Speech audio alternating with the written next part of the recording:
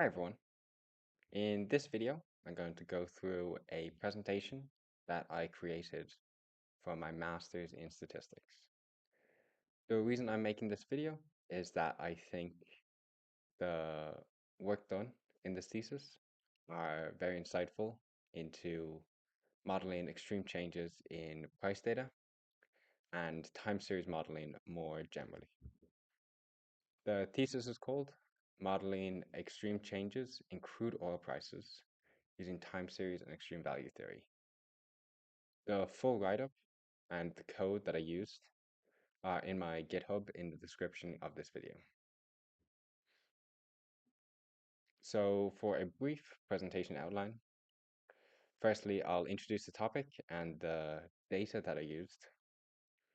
Then I'll explain a common extreme value theory distribution called a generalized Pareto distribution, or GPD.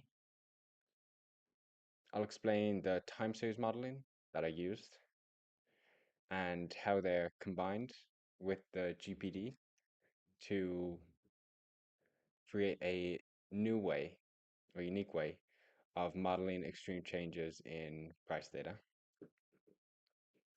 After that, I'll show the results that are applied to crude oil prices, and I'll discuss how this thesis fits in with related works. For the motivation, changes in crude oil prices can have a far-reaching effect on the global economy. Higher inflation is linked to increases in oil volatility, and for this reason, accurate models of extreme price movements uh, enables more informed decisions about long-term planning. The two datasets that were used in this project for the crude oil prices were the West Texas Intermediate and Brent crude oil daily close prices between 1986 and 2024. I decided to pick these two benchmarks in particular because they are very common benchmarks, and Brent crude oil and West Texas Intermediate are far away geographically, with Brent crude oil being found in the European North Sea and West Texas Intermediate crude oil being found in North America. On the left is a plot of the West Texas Intermediate close prices, and you can obviously see from the two plots that there is volatility clustering during particular periods, like the COVID-19 pandemic or the 2008 financial crisis.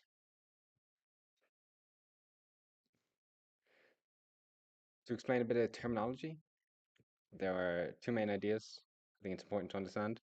The first one is value at risk, which is defined by the following equation here in the middle.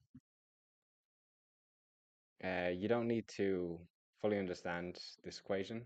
Basically, what it means is it's at a threshold. Sorry. What it means is that at a value alpha, say 0.95, then the value at risk is the threshold, such that a random variable x or an event like the changes in oil prices is in the top 5% of the most extreme changes. So it's the largest 5%.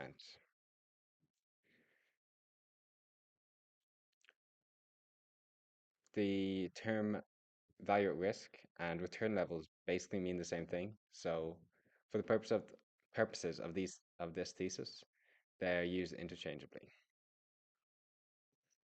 The second idea is the expected shortfall, and the expected shortfall is the expected value of a random variable given that it has exceeded its value at risk threshold.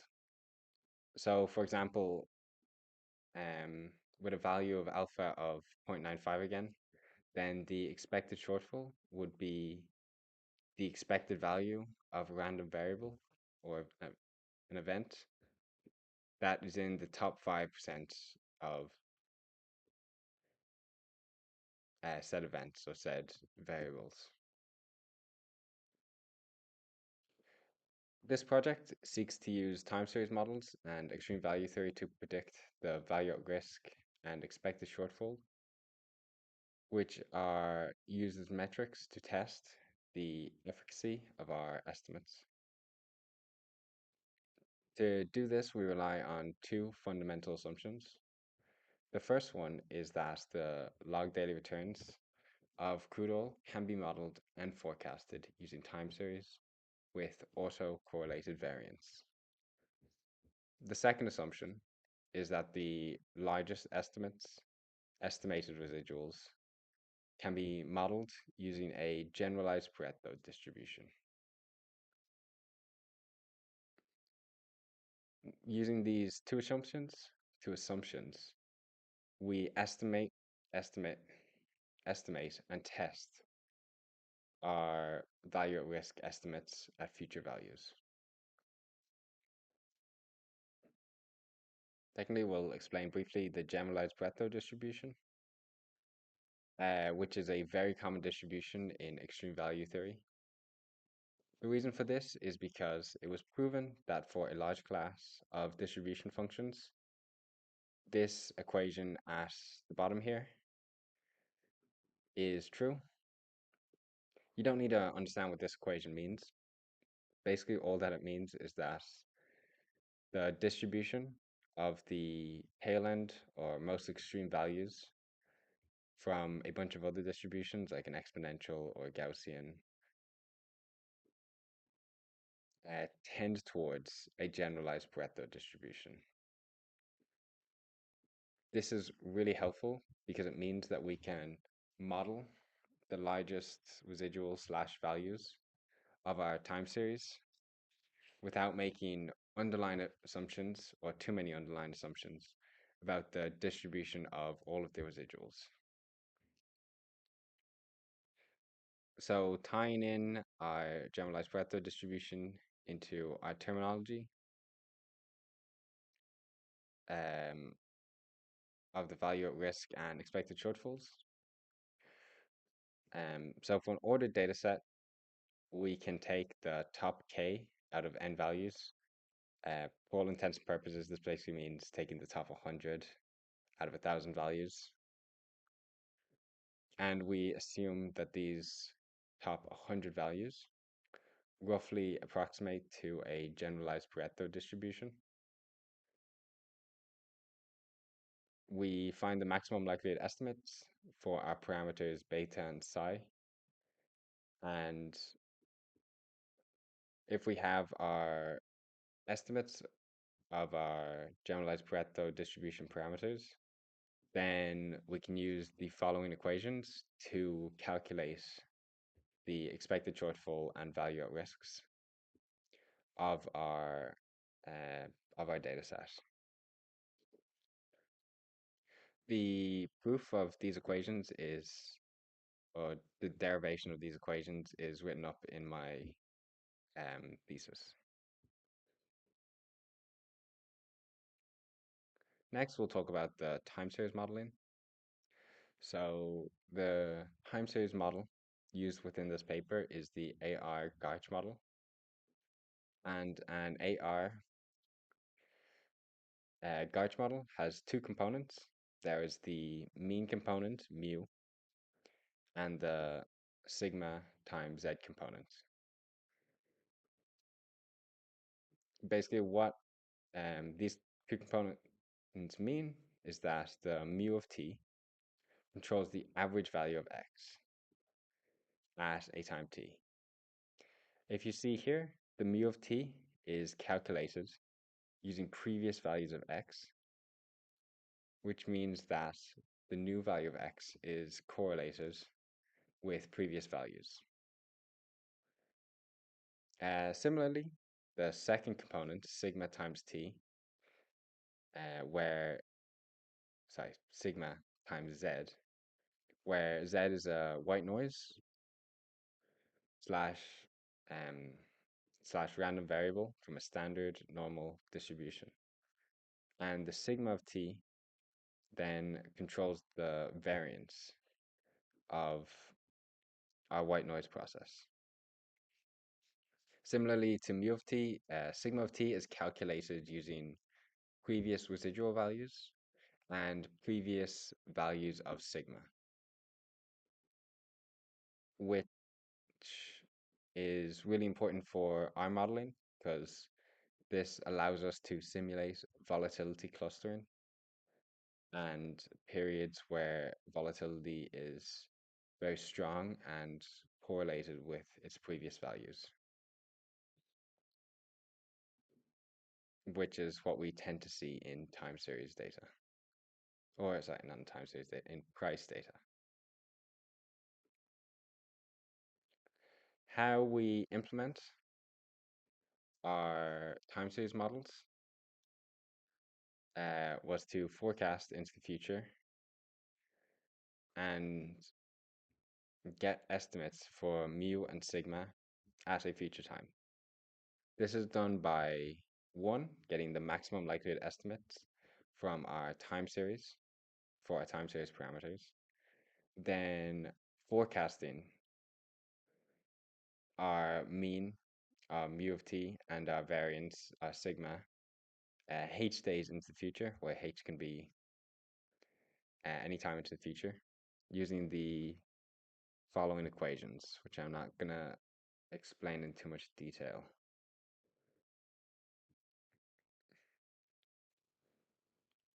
So right here, this is a bit of preliminary analysis and evidence of the relationship between the GPD and the residuals of our time series model. What I've done here is I've fitted a time series to the entire West Texas Intermediate log daily returns. Then at each time step, I've forecasted one day into the future and taken the estimates of the residuals, which are plotted on in the top left. Then what I've done in the bottom left and top right plots is I've taken the residuals above different thresholds between top 5% threshold and the top 1% threshold, and fit a generalized Pareto distribution. I did this because the theory of a generalized Pareto distribution shows that as we increase our thresholds, our scalar parameter beta should increase linearly, and our shape parameter psi should stay relatively constant. And as you can see from these plots, this is generally true, where our scalar parameter tends to kind of increase in a straight line, and um,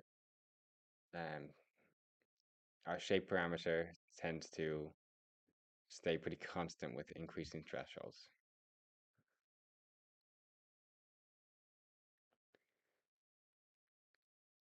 So finally, I'm going to put our generalized Pareto distribution and time series models together to calculate our value at risk and expected shortfalls.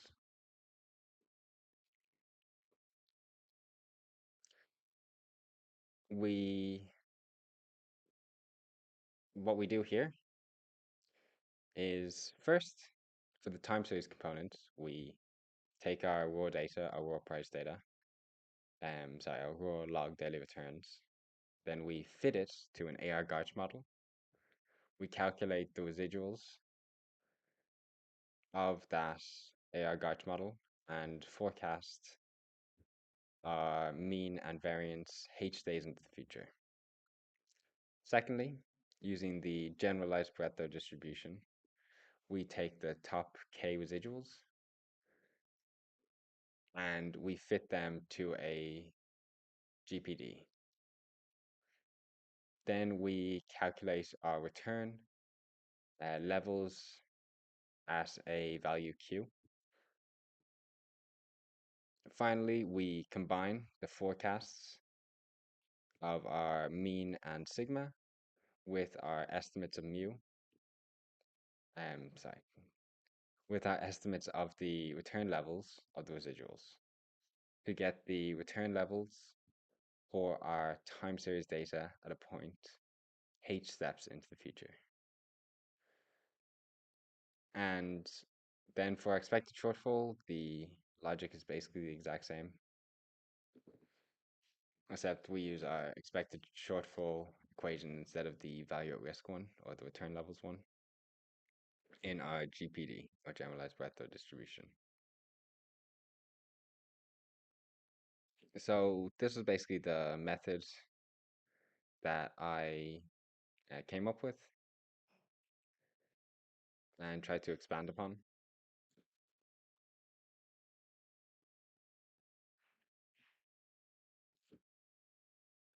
And after I kind of came up with this method, I had to think, okay, how do I validate that this method is any good?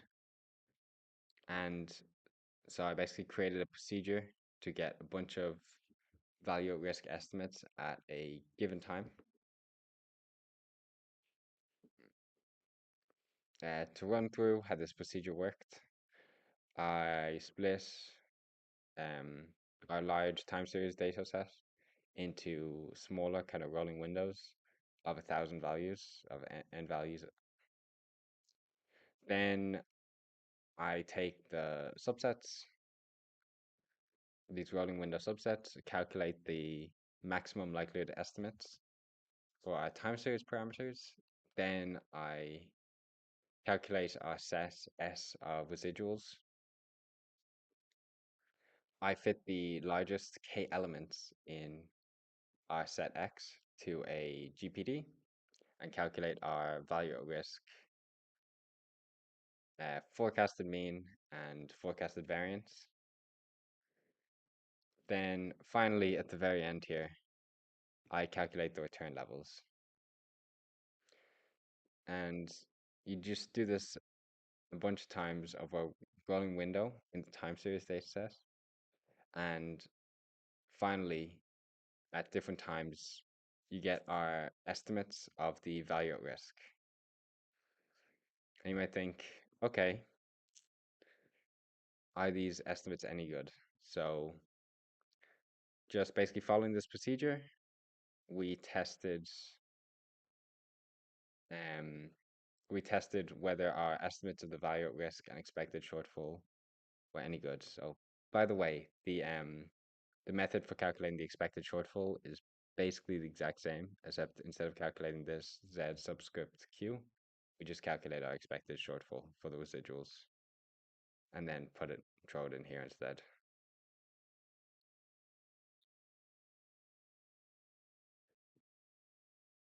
So what do the results look like?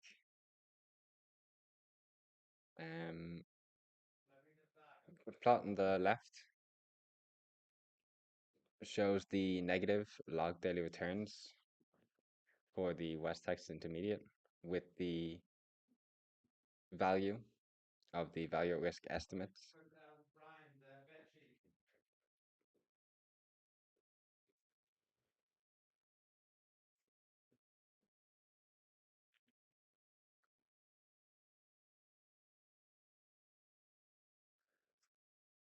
So here we get to the results.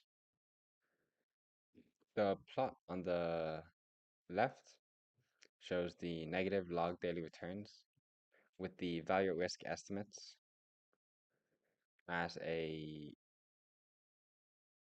at alpha of 95% or 0.95 and alpha of 0.99 in the blue and red lines respectively. To reiterate, basically what this means is that we're guessing, in this example, 1 day into the future, what is the event that only happens 5% or 1% of the time. And then we'd say, okay, we're trying to estimate the event that happens 5% of the time. If we get our estimates over a long enough period, then what we would expect to happen is that our value at risk estimates would only be breached about 5% of the time. So in this specific example, what we see is that our 5% value at risk threshold was only breached 5.2% of the time, and our 1% value at risk threshold was only breached 0.98% of the time, which is quite good and quite close to our target values.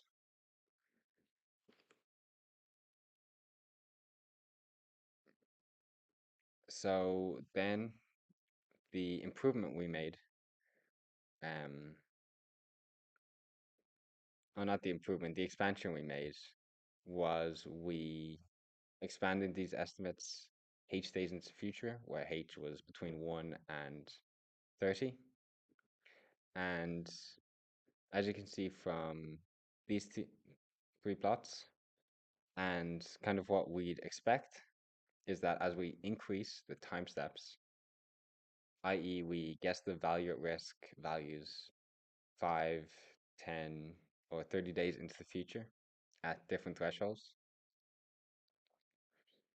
um, we would expect the quality of our estimates to decrease. Uh, this because as we forecast further into the future, we simply have less information, and because the volatility clustering that exists one day into the future probably isn't as indicative of the volatility 30 days into the future.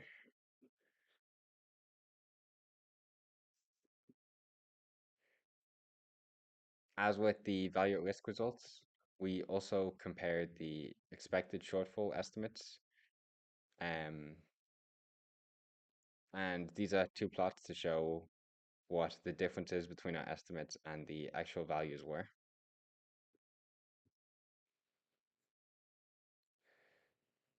Um, what we would expect is that even though there's some variance in these plots, we'd expect the average value to be roughly 0.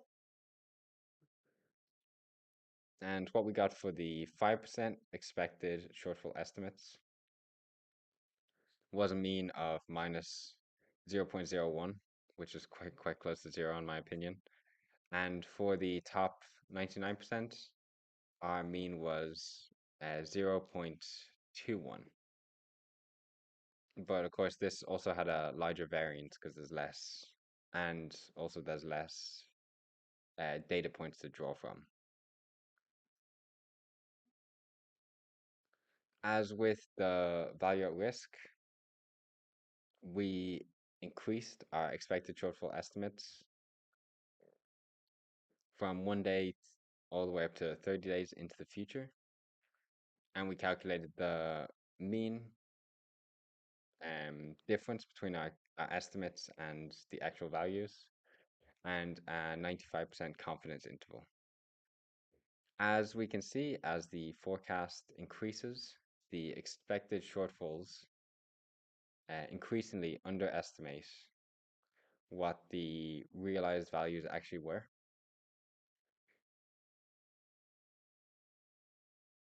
Even still, at a forecasting horizon of 10, 0 is still within the 95% confidence interval for our 5% estimates.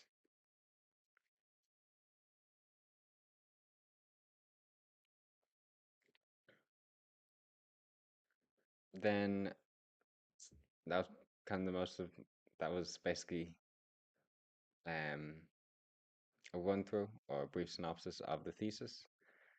Um, a few conclusions that I drew.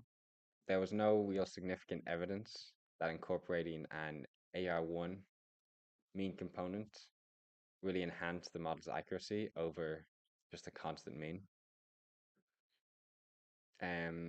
The value at risk estimates remained relatively accurate across both datasets, although the accuracy declined as our forecasting horizon increased, and the expected shortfall estimates were consistently below their empirical shortfalls.